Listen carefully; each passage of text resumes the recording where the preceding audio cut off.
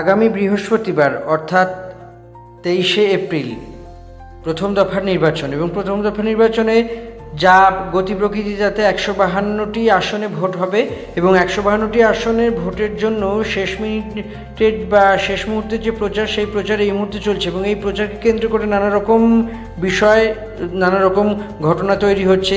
এবং এরই মাঝে তৃণমূল এবং বিজেপি একই সঙ্গে রাজ্যের শাসক দল এবং প্রধান বিরোধী দল, এবং তার সঙ্গে আরও বিরোধী দল যে আছে কংগ্রেস, সিপিএম, আইএসএফ এবং বাম দলগুলি যে আছে, এবং তার সঙ্গে বেশ কিছু নির্দল প্রার্থীরা আছে, তারা ভোটের আগে পরিস্থিতিটা মেপে নিতে চাইছে। এবং যেদিকে মানে বিভিন্ন ক্ষেত্রে কখনো তৃণমূল কখনো বিজেপির প্রার্থী অসন্তোষ দেখা গিয়েছে, যে দলের পক্ষ থেকে অনেকেই প্রার্থী মেনে নিতে পারছেন না, বা অনেকে তাকে টিকিট দেওয়া হয়নি, এবার সেই জন্যই তিনি বিদ্রোহ ঘোষণা করেছেন।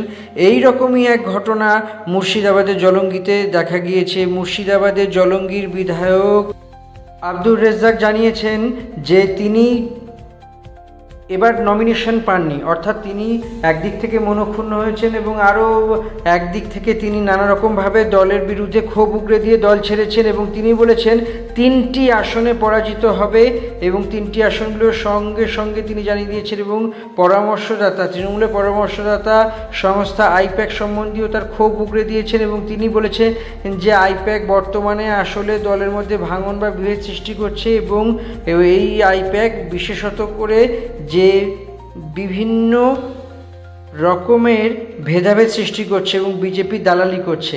তিনি ভোটের আগে কার্যত বোমা ফাটিয়ে, কার্যত বিদ্রোহ করে দল ছাড়লেন, এবং দল ছাড়ার সঙ্গে সঙ্গেই তার যে মনের মধ্যে ক্ষোভ ছিল সেই ক্ষোভও তিনি প্রকাশ করলেন। মূলত 2011 এবং 2016 তিনি সিপিআইএম প্রার্থী ছিলেন, এবং পরবর্তীকালে তিনি দল পরিবর্তন করে যখন তৃণমূলে আসেন 2021-এ তাকে জলঙ্গি থেকে দাঁড় করানো হয়, এবং জলঙ্গি থেকে তিনি জিতে আসেন। ফলত সেই আত্মবিশ্বাসের দিক থেকে তিনি ফের বলছেন যে তিনি আবার এই আসনগুলি এবার তাকে নমিনেশন দেওয়া হয়নি, তবে তিনি মুখে বলছেন নমিনেশন দেওয়া হয়নি, তাতে আমার কোনো ব্যাপার না, কিন্তু বিষয় হলো তার সঙ্গে ছলনা করা হয়েছে। এবং রাজ্যের বিভিন্ন প্রান্তে আইপ্যাক যে পরামর্শদাতা সংস্থা, সেই সংস্থার কাজে অত্যন্ত তিনি অসন্তুষ্ট, এবং তিনি বলেছেন যে দলও অর্থাৎ তৃণমূল কংগ্রেস এই বিষয়গুলি বুঝতে পারবে, কিন্তু তখন আর ফেরার রাস্তা থাকবে না, তখন আর ফেরার মতো কোনো পরিসর থাকবে না। তাই এখন থেকেই তিনি দলকে সতর্ক করলেন, এবং যখন বীতশ্রদ্ধ হলেন এবং তিনি জানালেন যে তিনি দল ছাড়ছেন। এবং এই বিধায়ক দল ছাড়ার পরপরই অনেকে আশঙ্কা করছেন যে মুর্শিদাবাদের যে 3টি আসন, গুরুত্বপূর্ণ আসন, সেই 3টি আসন সম্ভবত এবার যেতে চলেছে, অর্থাৎ তৃণমূল কংগ্রেসের হাত থেকেই 3টি আসন যেতে চলেছে। সব মিলিয়ে এক টান উত্তেজনা এবং বড় সড়ো একটা ঘটনা। ভোটের আগে রীতিমতো বোমা ফাটিয়ে দল ছাড়লেন, এবং এর ফলে কি ঘটনা ঘটতে পারে অনেকে অনেক রকমের বিষয় আঁচ করছেন, কিন্তু সবার আগে বিষয় হলো যে কি হতে পারে না হতে পারে পরের কথা। এবং এই যে আব্দুর রেজ্জাক দল ছাড়ার পর, বিদ্রোহ ঘোষণা করার পর, এবং তিনি কি জানিয়েছেন, বিভিন্ন সংবাদ মাধ্যমকে কি জানিয়েছেন এবং কি প্রতিক্রিয়া হচ্ছে, এবার আপনাদের সামনে তুলে ধরব। এবং সব মিলিয়ে বলা যেতে পারে এই মুহূর্তে বাংলার রাজনীতির অত্যন্ত বড় সড়ো একটি ঘটনা, কেন ভোটের আজ একেবারে সময় নেই। আগামী বৃহস্পতিবার অর্থাৎ 23শে এপ্রিল প্রথম দফা নির্বাচন, এবং 29শে এপ্রিল দ্বিতীয় দফা নির্বাচন। ফলাফল হবে আগামী 4 মে।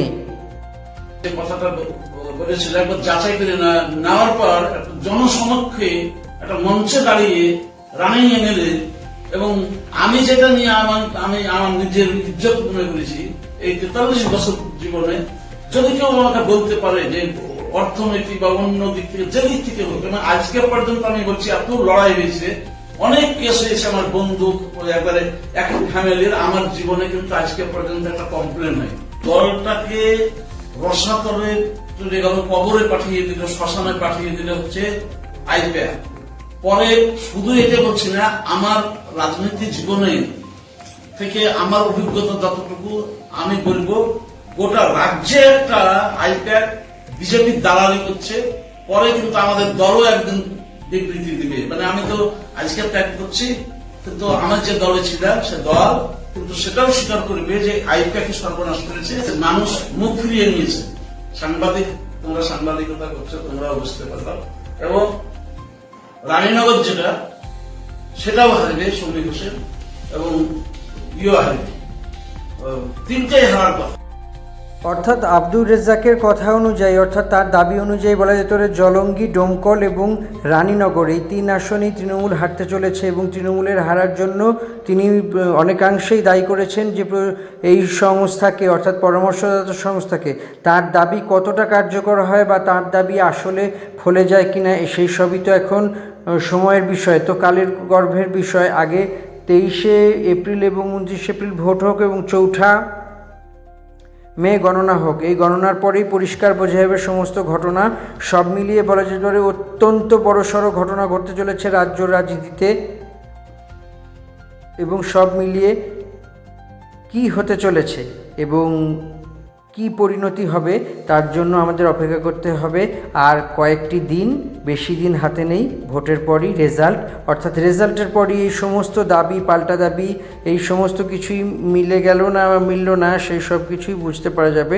সব মিলিয়ে আমাদের এই ভিডিও যদি আপনাদের ভালো লেগে থাকে তাহলে অবশ্যই চ্যানেলটি সাবস্ক্রাইব করে দিন এবং বেল আইকনটি ক্লিক করে দিন, যাতে নতুন ভিডিও আপলোড করলে আপনারা দেখতে পান। আমাদের ফেসবুক পেজটিও ফলো করে দিন এবং লাইক, শেয়ার, কমেন্ট তো করবেন। সব থেকে বড় বিষয় হলো যে আমাদের এই ভিডিও কেমন লাগছে জানান। যদি নতুন কোনো ভিডিও দেখতে চান তাও আমাদের কমেন্ট বক্সে জানান, আমরা সেই ভিডিও তৈরি করে আপনাদের কাছে আসব। ততক্ষণ ভালো থাকুন। নতুন ভিডিও নিয়ে ফের দেখা হচ্ছে আপনাদের সঙ্গে।